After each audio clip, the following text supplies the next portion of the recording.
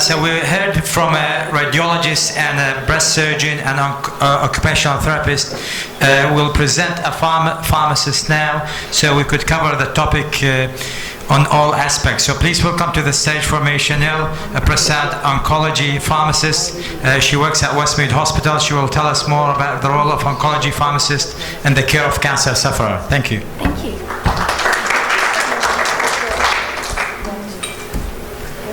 Alrighty. Good afternoon, ladies and gentlemen. Thank you for the invitation to speak.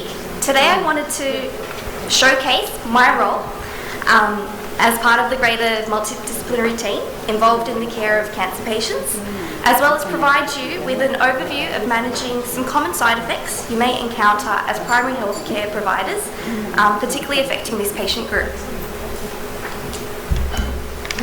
Okay, so what is a cancer care pharmacist? We improve patient care and clinical decisions as a member of the multidisciplinary service, medication supply after conducting all necessary clinical checks. This also includes production, developing services, protocols and procedures to facilitate workflow, meet legal, ethical and clinical obligations, education and training of not only fellow pharmacy colleagues, but also doctors, nurses, other allied health members, as well as patients and their carers.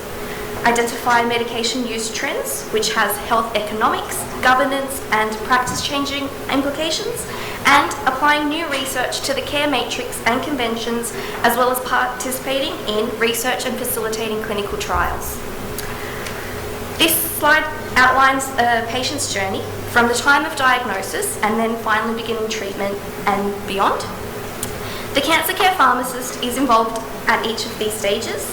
As this session has a particular breast cancer focus, I thought I might demonstrate the pharmacist interaction in the care of a patient using a case study. So, meet JB. She is a 46-year-old female. She has 2 children and there is no family history of cancer. She has been diagnosed with a large hormone receptor positive and HER2 positive breast cancer. Her team recommends neoadjuvant combination chemotherapy and targeted therapy with trastuzumab, which is Herceptin, as she is eligible given she is HER2 positive. After breast surgery, at least 5 years of endocrine therapy with tamoxifen will be offered. This is just a snapshot of her treatment schema from EviQ, which is a resource freely available, and it's evidence-based cancer treatment protocols and information to support not only health professionals but also for patients. And this is part 2 of her treatment. So, pre-treatment workup. Treatment planning involves review of blood tests, other pathology to guide and optimise treatment, as well as cardiac function evaluation to assess the left ventricular ejection fraction or LVF with either echocardiogram or gated heart pulse scan. All new patients are encouraged to attend a group education session at our hospital, which is organised in conjunction with the Cancer Council. And this session serves as an introduction, provides patients and their carers with useful, relevant information, and helps to allay any fears they may have. Some videos are played to provide a general understanding of things to expect with having cancer treatment. There is a pharmacist presentation, and then the session concludes with a tour of our facility where patients will see where they will be having treatment, see patients undergoing treatment, and a chance to meet some of the nurses. Westmead Cancer Care Pharmacy is a unique pharmacy in that all of our treatments are made on site in an aseptic room. All necessary clinical and production checks are made to ensure safety and effectiveness. Some photos of our team at work are shown here. On the first day of treatment, patients have an individual information session with their treating nurse and pharmacist with discussion about side effects, how to alleviate them, and supporting information sources are used to facilitate this discussion. A thorough medication history is also collected from the patient to confirm any known medication allergies, any concurrent medications the patient may be taking, including prescription, over-the-counter and alternative medications, to identify any interactions. Patients are also supplied with a support pack to assist with having treatment. If febrile neutropenia is a risk with the patient's treatment, the pharmacist also supplies a febrile neutropenia letter for presentation to the emergency room. This is just an example of the febrile neutropenia letter. The pharmacist also counsels the patient on how to use any supportive medications that is specific to their treatment, such as antiemetics, tips on how to self-manage, as well as when to report worrying symptoms. AC, which is her treatment, is considered to be highly emetogenic, and so her treatment protocol includes a triple drug combination as prevention, which consists of a neurokinin-1 receptor antagonist called aprepitant, for example, a 5-HT3 receptor antagonist such as ondansetron, and a corticosteroid such as dexamethasone, and this is based on international and national guidelines. Patients on AC are also eligible for the combination preparation, which is Lukensio, which is a combination of nitipetant and palonosetron, and is included in their regimen as a pre-medication. JB has her first clinic review. Cycle 1 of treatment was complicated by grade 1 nausea, mild constipation, and mouth ulcers. She was also admitted with febrile neutropenia. When JB attends her second cycle of AC, the pharmacist discovers that she was not using her supportive medications she was given for antiemetic relief as directed, and this all led to compounding her nausea. To maintain bowels, gentle laxatives such as Cloxil and Senna or Movicol can be added in conjunction with lifestyle measures such as hydration and fibre. Mouth care is an essential talking point, as many treatments particularly have a drying effect of mucosal membranes, and this can result in a cascade of adverse effects as shown on this slide. These are some things patients can do as part of mouth care. Mouthwashes, gels, gargles, using sugar-free lozenges and gum can help provide temporary relief. NADI refers to the lowest blood count after chemotherapy, particularly the white blood cell count and platelets.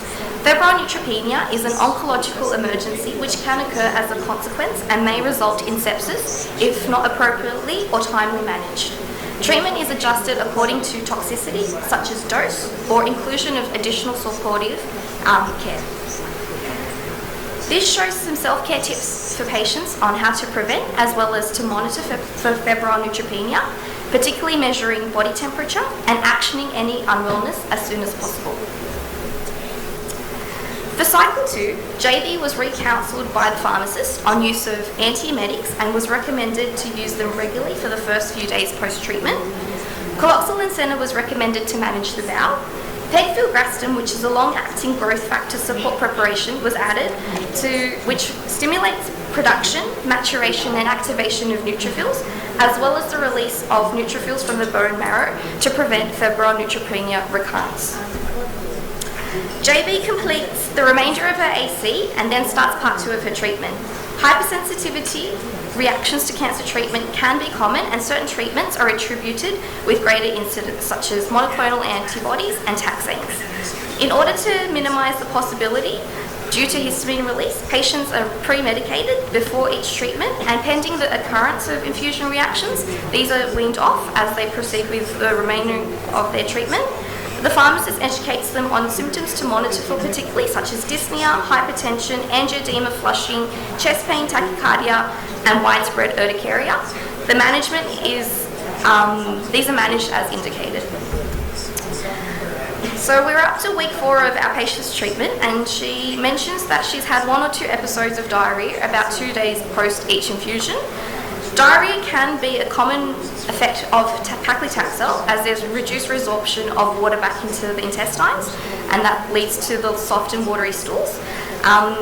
Antidiarrhea medication can be initiated as part of management.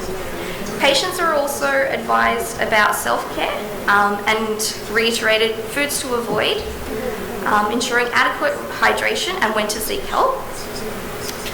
The final component of our patient's treatment is extended endocrine therapy. During this stage, patients are generally managed in the community. There is initially monthly follow-up with their oncologist, and this is extended to 3 monthly and then 6 monthly once they're stabilised. The role of endocrine therapy is essentially to block estrogen and progesterone, which can stimulate cancer growth. Tamoxifen is particularly used for premenopausal women. Other preparations such as glycerolin can be added, which helps to stop the ovaries from producing estrogen. Hormone therapy is usually prescribed for 5, sometimes 10 years. Many women experience menopausal-like symptoms as a result, and it might be as simple as adjusting medication dose, switching to another therapy, or even having a break from treatment to sort of resolve these issues. Sometimes women find that switching from one therapy to another also helps to minimise and reduce side effects. These are just some examples of patient resources to provide further information and advice, and these are my references. Thank you. Thanks very much.